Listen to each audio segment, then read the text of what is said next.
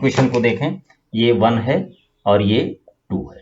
तो यहां पर देखिए इस इक्वेशन में इसका डबल कर लेंगे तो ये इक्वेशन मिल जाती है। देखिए 2 2 जा 4, 2 जा 2, 10, यही इक्वेशन लिखी हुई है। इसमें दो स्वतंत्र इक्वेशन है ही नहीं, एक ही इक्वेशन है।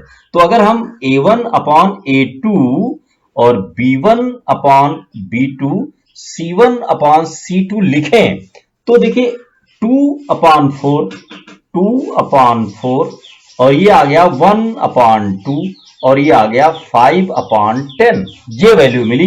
इनको अगर सॉल्व करें तो देखिए क्या आने वाला है, ये 1 अपॉन 2 ही तो है और ये देखिए ये भी 5, 5 2 जा 1 अपॉन 2 ये भी है। तो देखिए ये इक्वल बन रही हैं, ये वैल्यू ये तीनों इक्वल है, मतलब ये भी इक्वल है और ये भी इक्वल है। a1 upon a2 equal to b1 upon b2 और is equal to c1 upon c2। ये तीनों मान, तीनों इसके जो हल हैं वो बराबर आ रहे हैं। ये अगर ऐसी कंडीशन आए तो इसका मतलब होता है इसके अनंत हल होंगे, बहुत सारे हल होंगे। जो भी वैल्यू आप रखेंगे, इसमें कुछ भी रखिए, जो भी रखेंगे वो इस समीकरण को संतुष्ट करेंगी, मतलब बहुत मान हो सकते हैं। तो ये आपने यहां पर महत्वपूर्ण चीज जानी। और अब एक नजर में एक बार और देखिए, आइए इस समीकरण को देखें। ये एक समीकरण, ये दूसरी। इसमें a1 अपॉन a2 और b1 upon b2, c1 upon c2 तीनों लिख लेते हैं। फिर देखिए ये है कितना, 1 अपॉन 2, यहां पर देखिए क्या है, ये 3 अपॉन 6 है और यहां पर 5 अपॉन 7 है। तो ये देखिए ये 1 अपॉन 2 ही है, तो ये इक्वल हो गया। और ये नॉट इक्वल, यानी ये नंबर इक्वल है और ये नॉट इक्वल है। इक्वेशन को देख करके आप ये वैल्यू निकालें।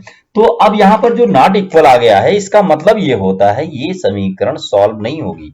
इसमें कोई भी वैल्यू इसकी जो निकलेगी उस वैल्यू को नहीं निकाल करके रखिए। अंदाजे में तो कुछ भी निकाल सकते हैं आप, जैसे ए 3 है, यहां 2 रख दीजिए, x इज इक्वल टू 2 तो 5 हो जाए, लेकिन वो वैल्यू इसमें नहीं रख सकते आप। देखिए ना एक बार, जैसे यहां पर x इज इक्वल टू आपने 2 रख लिया और y इज इक्वल टू 1, तो ये इक्वेशन सॉल्व होती है। आइए इसी मान को यहां पर रख कर देखें, तो 2 2 जा 4 और 6, ये 4 और 6 10 हो गया, जबकि यहां पर 7 है, सॉल्व नहीं हो। इसकी कोई भी वैल्यू जो निकलेगी वो वैल्यू इसमें नहीं रख सकते, वैल्यू बिल्कुल संतुष्ट नहीं करेगी और इस समीकरण को कहा जाएगा ये सॉल्व नहीं होगी।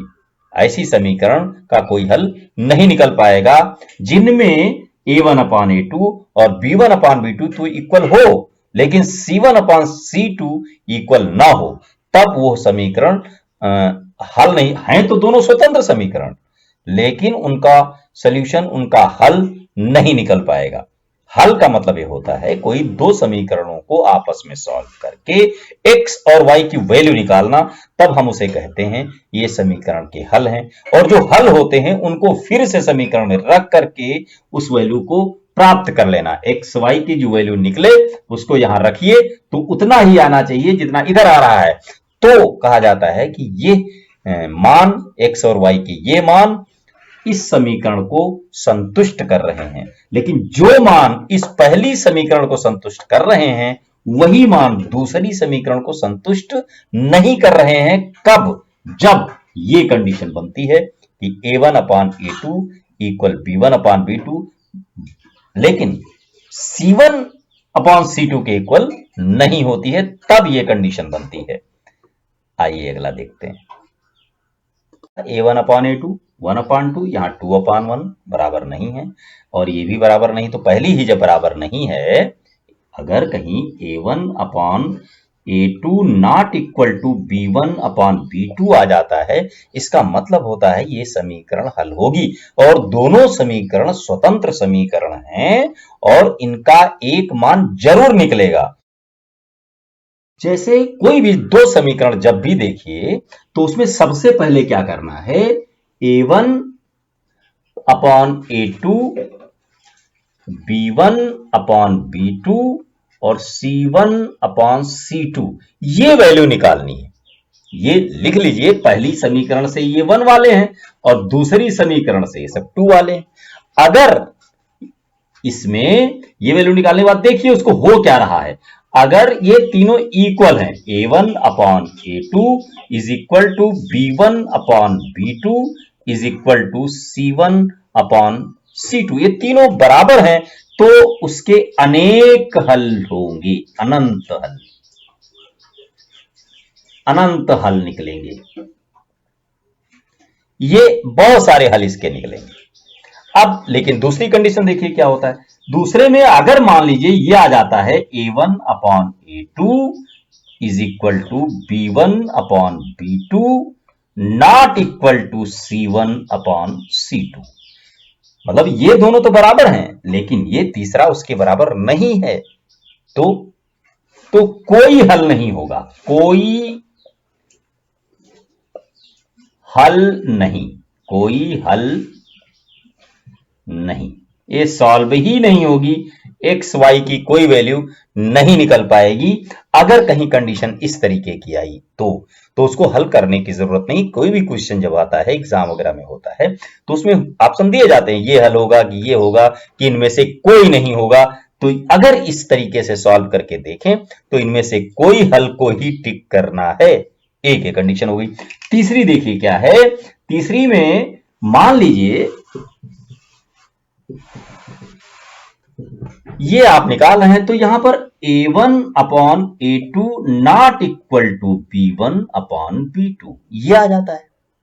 तो अगला देखने की जरूरत ही नहीं है भाई, इसके बराबर हो सकता है वो, इसके बराबर हो सकता है वो, क्योंकि ये दो जो चर पद वाले हैं, दो पद होते हैं ना, दो चर वाले पद, ये जितने हैं दो हैं, तो दोनों को ही देखना मेन है। तो उन दोनों में बराबर थे, इसमें हो सकता है कि ये बराबर ना हो। अगर ये बराबर नहीं है तो इसका एक हल होगा, एक हल, एक हल मतलब निश्चित है कि एक्स वाई की कोई ना कोई एक वैल्यू ऐसी जरूर मिलेगी जो इन दोनों समीकरणों को, जो समीकरण गिवन हो, उन दोनों को संतुष्ट करेगी। एक्स की कोई वैल्यू और फिर वाई की कोई वैल्यू, इन दोनों वैल्यू को रख करके हम उस समीकरण को संतुष्ट कर सकते हैं दोनों समीकरण में। मतलब कोई एक वैल्यू होगी एक्स वाई की जो दूसरे को भी संतुष्ट करेगी, इसको हम, और ये दोनों समीकरण संतुष्ट, मतलब ये दोनों समीकरण जो होती हैं ये स्वतंत्र समीकरण होती हैं। स्वतंत्र समीकरणों में अगर इस तरीके की कोई कंडीशन मिलती है तो उसका केवल एक हल होगा। ये देख करके जानिए, तो उसमें जब वैल्यू दी हो कहीं भी तो वहां अपने हिसाब से फिर उसको कलेक्ट करें, देखें कि क्या हो सकता है।